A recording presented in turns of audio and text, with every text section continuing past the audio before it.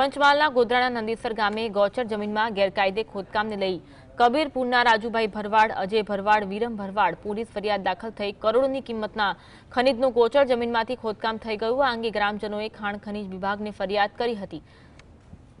ખાણ ખનીજ વિભાગે માપણી બાદ ખનન માફિયાઓ સામે ફરિયાદ કરી। ગૌચર જમીન ઉપરાંત સરદાર સરોવર પુનઃ વસવાટ માટે ફાળવવામાં આવેલી જમીનમાં પણ ખોદકામ કરી કરોડોના ખનીજ ચોરી થઈ।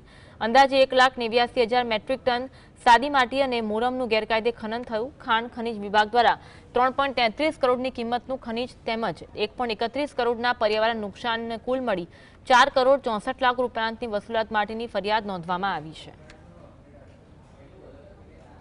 મને પૂરી આપશે બીજું એક આગળ કહી દઉં તમને કે આ જમીન નર્મદા નિગમમાં આપેલી છે। નર્મદા નિગમે શું જોયું મારું એમ પણ મેં એ જ કહું છું, નર્મદા નિગમને લેટર લખીને થાકી ગયા કે ભાઈ તમારી જવાબદારી તમારી છે જમીનની, એ તો કઈ કરતા નહીં અહીંયા આવીને। એ પણ એટલે કહું છું કે એ લોકો પાસેથી અમે ઠરાવ કરીને એટલે નર્મદા નિગમ વાળાને બી કઈ પડી નથી આ જમીન। મારા માટે ડીજે ને ફૂલહાર બી કરશો ને એનાથી કઈ ફરક નહીં પડે। જે મારું કામ છે મારે કરવાનું જ છે।